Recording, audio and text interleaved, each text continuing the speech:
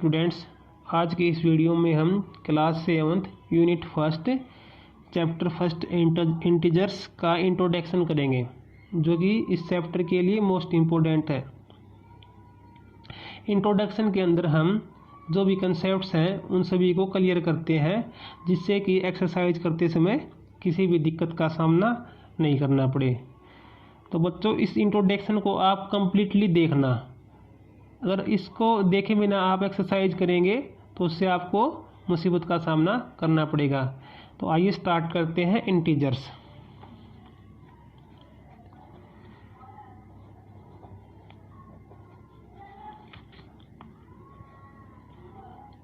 देखो बच्चों, मैंने यहाँ पे लिखा 0, 0 के बाद 1, 2, 3, 4 एंड सो ऑन।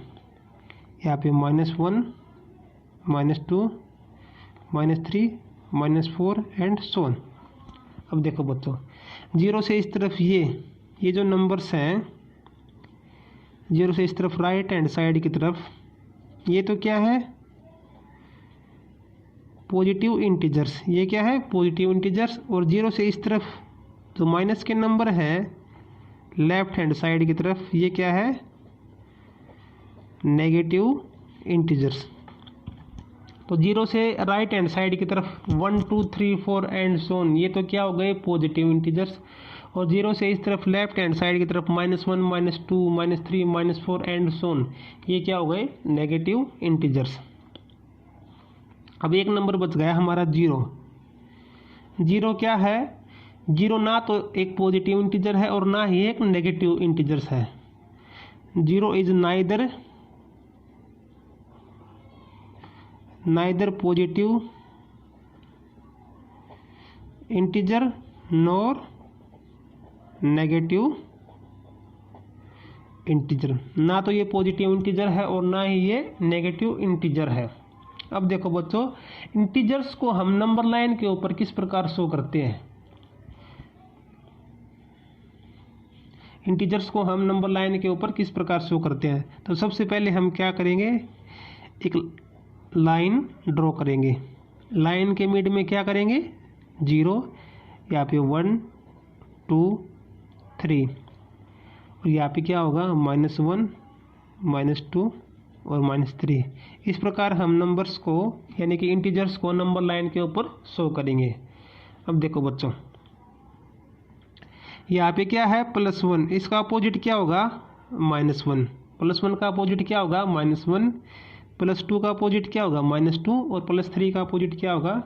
-3। इस प्रकार हम अपोजिट इनका निकाल सकते हैं। जैसे कि +3 का अपोजिट क्या होगा? -3। +2 का अपोजिट क्या होगा? -2। और 1 का अपोजिट क्या होगा? -1। इंटीजर्स को हम डायरेक्टेड नंबर्स भी बोल सकते हैं। Directed numbers. इंटीजर्स का दूसरा नाम क्या है? डायरेक्टेड नंबर्स, क्योंकि हमें ये डायरेक्शन देते हैं। जैसे 1, 2, 3, 4 ये राइट हैंड साइड की तरफ है ना, ये हम एक डायरेक्शन गिवन कर रहे हैं, तो इनको हम क्या बोलते हैं? Directed numbers. देखो -1, -2, -3 ये इस तरफ के नंबर है ना, तो ये हम एक डायरेक्शन दे रहे हैं, तो इनको हम डायरेक्टेड नंबर्स भी बोलते हैं। और इनको हम साइन नंबर भी बोल सकते हैं। साइन नंबर्स, क्योंकि इनके साथ क्या है? एक साइन है। देखो, इनके साथ तो क्या है? प्लस का साइन है, और इनके साथ क्या है? माइनस का साइन है, तो इनको हम साइन नंबर भी बोलते हैं। अब हम करेंगे predecessor and successor.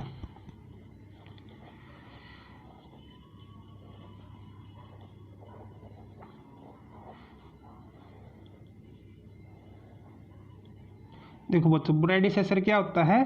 1 less than A given integer. 1 less than A given integer. अगर हमारे पास एक इंटीजर है, सपोज करो 10, तो इसका प्रेडिसेसर क्या होगा? 9। 1 लेस क्या होगा? 9।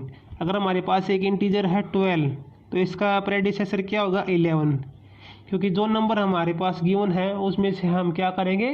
1 सब्ट्रैक्ट करेंगे। तो उसका क्या आ जाएगा, प्रेडिसेसर। अब हम करेंगे सक्सेसर।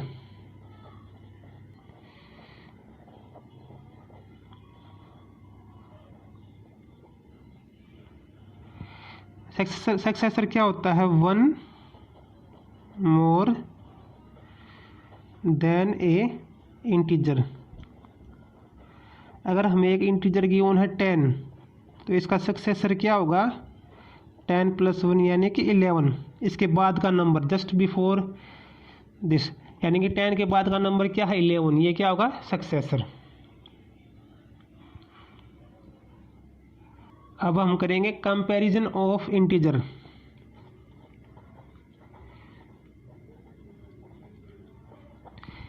Comparison of integers. तो देखो बच्चों, सबसे पहले क्या करेंगे, एक नंबर लाइन को ड्रॉ कर लेंगे। एक लाइन को ड्रॉ करेंगे, उसके बाद उसकी नंबरिंग करेंगे, 0 1 2 3 -1 -2 -3। तो देखो बच्चों, कंपैरिजन में क्या है कि यहाँ पे देखो बच्चों क्या है, -3। इससे बड़ा क्या है, -2। -2 से बड़ा -1, -1 से बड़ा 0, 0 से बड़ा 1, इससे बड़ा 2 एंड इससे बड़ा 3। ये तो क्या है, लेफ्ट हैंड साइड, और ये क्या है, राइट हैंड साइड। जब हम लेफ्ट हैंड साइड से राइट हैंड साइड की तरफ जाएंगे तो नंबर क्या होगा, इंक्रीज होगा। यानी कि लेफ्ट हैंड साइड की तरफ जो नंबर है उससे बड़ा क्या होगा, जो राइट हैंड साइड की तरफ है। जैसे -3 है, -3 के राइट हैंड में क्या है, -2, और -3 के लेफ्ट हैंड में क्या है, -4। तो -2 इज ग्रेटर देन -3। इसी प्रकार 0 इज ग्रेटर देन -1। यानी कि जब हम इस तरफ चलेंगे, राइट हैंड साइड की तरफ इस तरफ चलेंगे, तो नंबर्स क्या होंगे, बड़े नंबर होंगे। तो देखो -3 से बड़ा क्या होगा, -2, और -3 से बड़ा ही -1 होगा। -3 से बड़ा 0, -3 से बड़ा 1। इस प्रकार -1 से बड़ा 0, 0 से बड़ा 2, 2 से बड़ा 3, -2 से बड़ा 1। इस प्रकार ये क्या होंगे, लार्जर होंगे। तो देखो माइनस में जो नंबर बड़ा होता है वो क्या होता है, छोटा नंबर होता है। जो छोटा नंबर होता है वो क्या होता है, बड़ा नंबर होता है। इस प्रकार हम इनका कंपैरिजन करेंगे। अब हम करेंगे एब्सोल्यूट वैल्यू ऑफ इंटीजर। क्या करेंगे, absolute value of integer. Absolute value of integers. तो देखो एब्सोल्यूट वैल्यू ऑफ इंटीजर क्या होती है, या तो गिवन इंटीजर के इक्वल होती है या उससे बड़ी होती है। किस प्रकार, देखो अगर हमारे पास एक नंबर है 7, इसका एब्सोल्यूट निकालें। एब्सोल्यूट का साइन क्या है, ये एब्सोल्यूट का साइन है, उसको इस प्रकार डिनोट करते हैं। किस प्रकार, ऐसे। ये क्या है, एब्सोल्यूट का साइन है। अगर 7 का एब्सोल्यूट निकाले तो क्या आएगा, +7। -7 का एब्सोल्यूट निकाले तो क्या आएगा, +7। यानी कि जब हम किसी भी नंबर का एब्सोल्यूट निकालेंगे तो किस में आएगा, प्लस में आएगा। +7 का तो +7 हो गया, -7 का भी क्या आएगा, +7 आएगा। अब देखो यहाँ पे जो नंबर गिवन है उसके इक्वल है 7, और यहाँ पे जो नंबर गिवन है उससे क्या है, ये बड़ा नंबर है। देखो -7 से बड़ा नंबर है ना 7। तो एब्सोल्यूट वैल्यू ऑफ इंटीजर क्या होती है, इक्वल और greater.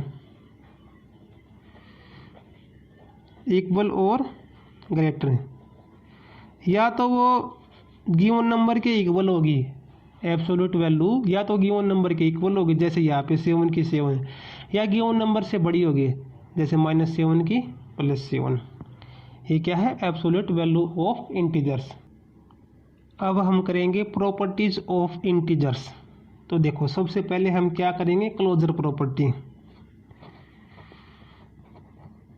Closure property,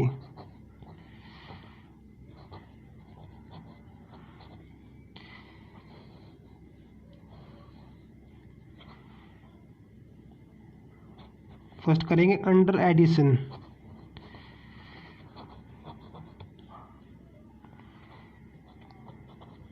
closure property under addition करेंगे सबसे पहले। तो देखिए किस प्रकार ए और बी कोई दो इंटीजर है। क्या है? ए और बी कोई दो इंटीजर है। सपोज कर लेते हैं ए क्या है 2 और बी कर लेते हैं 3। ए को सपोज कर लेते हैं 2 और बी को सपोज कर लेते हैं 3। तो अब देखो अंडर एडिशन में क्या करेंगे, हम ए और बी को ऐड करेंगे। ए और बी को ऐड करेंगे तो ऐड करने के बाद कोई रिजल्ट आएगा, उसको हम क्या डिनोट कर देंगे? सी। देखिए तो देखो किस प्रकार ए की वैल्यू क्या है 2 और बी की वैल्यू है 3। 2 + 3 क्या है 5। अब देखो हमारे पास दो इंटीजर्स थे ए एंड बी, यानी कि 2 और 3 दो इंटीजर्स थे।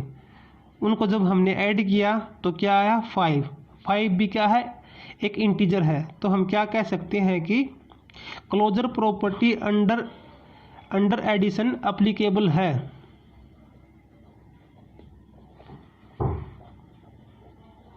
यानी कि closure property of under addition के अंदर जब हम दो नंबर्स को ऐड करेंगे, यानी कि दो इंटीजर्स को ऐड करेंगे, तो रिजल्ट भी क्या आएगा? तीसरा भी इंटीजर्स आएगा। तो closure property under addition applicable है, यानी कि रिजल्ट क्या आया? इंटीजर आया। अब हम करेंगे अंडर सब्ट्रैक्शन।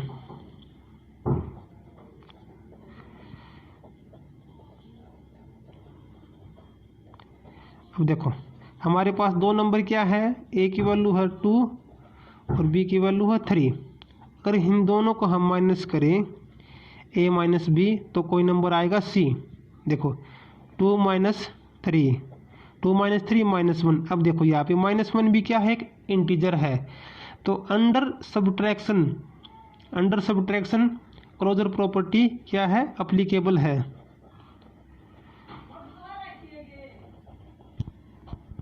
इसमें भी क्या है? ये अप्लीकेबल है। अब हम करेंगे क्लोजर प्रॉपर्टी अंडर मल्टीप्लिकेशन।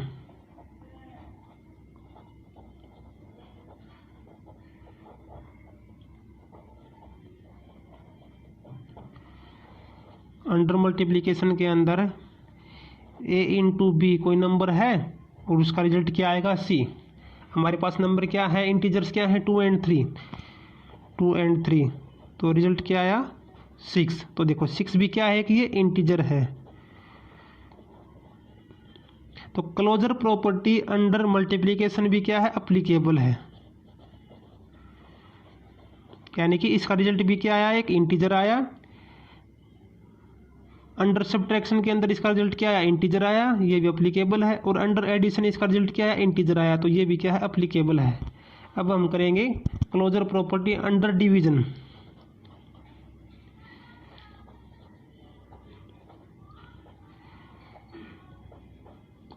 अब देखो अंडर डिवीजन के अंदर ए को अगर मैं बी से डिवाइड करूं तो कोई रिजल्ट क्या आएगा? सी आएगा। ए क्या था हमारा 2 और 2 को मैं 3 से डिवाइड करूं तो क्या आएगा? 2/3। अब देखो 2/3 तो एक इंटीजर हमारा है नहीं। 2/3 हमारा इंटीजर नहीं है, क्योंकि जो अपॉन में नंबर होंगे, ऐसे जो फ्रैक्शन में नंबर होंगे वो क्या होंगे? इंटीजर नहीं होंगे। तो नॉट इंटीजर, ये क्या है? Not integer. Not integer. तो हम क्या कह सकते हैं कि closure property under division not applicable. Not applicable यानी कि इसको जब हम डिवाइड करते हैं तो हमें इंटीजर प्राप्त नहीं हो रहा, हमें एक रैशनल नंबर प्राप्त हो रहा है। तो देखो क्लोजर प्रॉपर्टी अंडर एडिशन, जब हम ऐड करते हैं तो हमें क्या मिल रहा है? एक इंटीजर मिल रहा है।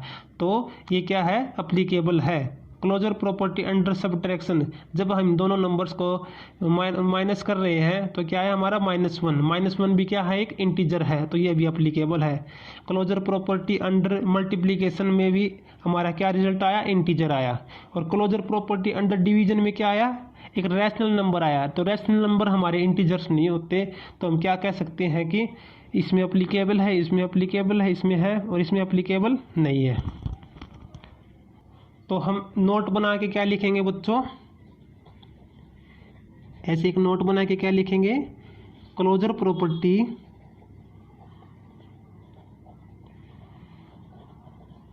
Lies under addition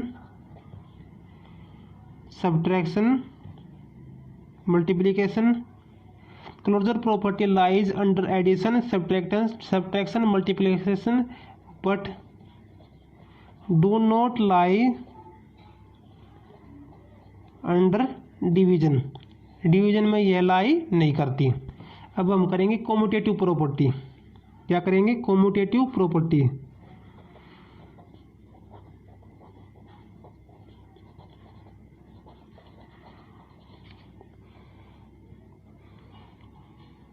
commutative property under addition. सबसे पहले क्या करेंगे, अंडर एडिशन। तो देखो बच्चों, अगर हमारे पास ए कोई नंबर है 2 और बी कोई नंबर है 3, अगर मैं ए प्लस बी और बी प्लस ए लिखूं, अगर मैं ए प्लस बी को किसके इक्वल लिखूं, बी प्लस ई के इक्वल, तो लिख देते हैं 2 प्लस 3 3 प्लस 2। 2 प्लस 3 हमारा क्या आया 5 और 3 प्लस 2 भी क्या आया 5।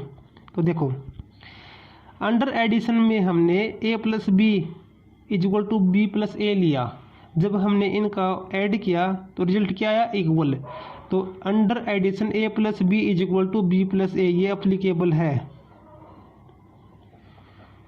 ये अप्लीकेबल है। क्योंकि देखो a प्लस बी का सम भी क्या आया 5 और b प्लस ए का सम भी क्या आया 5। तो अंडर एडिशन में क्या करेंगे हम, एक तरफ तो a प्लस बी लेंगे, फिर इक्वल टू का साइन लगाएंगे, फिर क्या लेंगे b प्लस ए। अगर यहाँ पे सम दोनों का इक्वल आता है तो ये अप्लीकेबल है, अदरवाइज ये अप्लीकेबल नहीं है। तो हमने यहाँ पे देखा कि दोनों यहाँ पे इक्वल है, तो ये अप्लीकेबल है अंडर एडिशन। अब हम करेंगे commutative property under multiplication. Under multiplication, under multiplication में हम क्या करेंगे, a इंटू बी, अगर b इंटू ए के इक्वल आता है तो वो अप्लीकेबल है, अदरवाइज अप्लीकेबल नहीं है।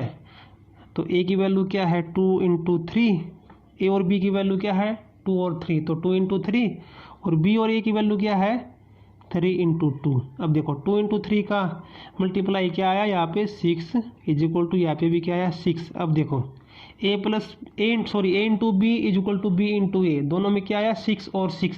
तो हम क्या कह सकते हैं कि अंडर मल्टीप्लिकेशन भी कॉम्यूटेटिव प्रॉपर्टी अप्लीकेबल है, यानी कि commutative property under multiplication applicable है। ये भी अप्लीकेबल है और वो भी अप्लीकेबल है। अब हम करेंगे under subtraction, commutative property under subtraction. अब देखो बच्चों, सब्ट्रैक्शन में क्या होगा, अगर a माइनस बी इक्वल है b माइनस ए, यानी कि a माइनस बी अगर b माइनस ए के इक्वल आता है तो वो अप्लीकेबल है, अदरवाइज अप्लीकेबल नहीं है। a की वैल्यू क्या है 2 और b की वैल्यू क्या है 3, 2 माइनस 3 3 माइनस 2। अब देखो 2 माइनस 3 तो क्या आया -1 और 3 माइनस 2 क्या आया 1। तो देखो यहाँ पे -1 यहाँ पे 1, एक जगह तो क्या है -1 और एक जगह क्या है +1। देखो 2 माइनस 3 -1, 3 माइनस 2 1, यहाँ पे क्या है -1, यहाँ पे क्या है 1। तो ये तो इसके इक्वल है नहीं, तो हम क्या कहेंगे कि commutative property under subtraction not applicable.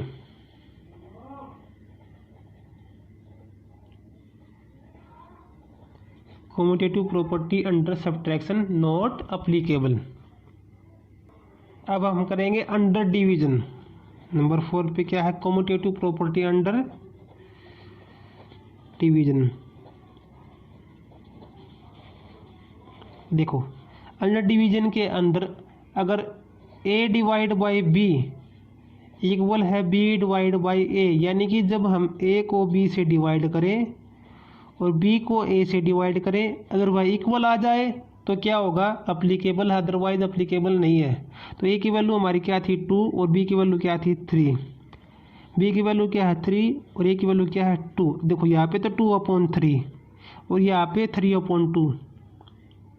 तो देखो अगर हम 3 को 2 से डिवाइड करेंगे तो 1 पॉइंट कुछ आंसर आएगा, और यहाँ पे क्या आएगा पॉइंट समथिंग, यहाँ पे 1 पॉइंट कुछ और यहाँ पे 0.6 समथिंग आएगा। तो देखो बच्चों यहाँ पे इक्वल नहीं है ये। जब हम देखो यहाँ पे 3/2 है और यहाँ पे भी 3/2 होता तो इक्वल होता, अदरवाइज ये। अब देखो बच्चों यहाँ पे अप्लीकेबल नहीं है क्योंकि दोनों में इक्वल नहीं है। तो अंडर डिवीजन यानी कि commutative property under division not applicable, not applicable. तो बच्चों हमने इस वीडियो में इसका इंट्रोडक्शन कंप्लीट किया। वीडियो को आप कंप्लीट देखना, जब तक आप इंट्रोडक्शन को कंप्लीटली नहीं देखेंगे तब तक आपको एक्सरसाइज में दिक्कत आएगी। तो ठीक है बेटा, ओके।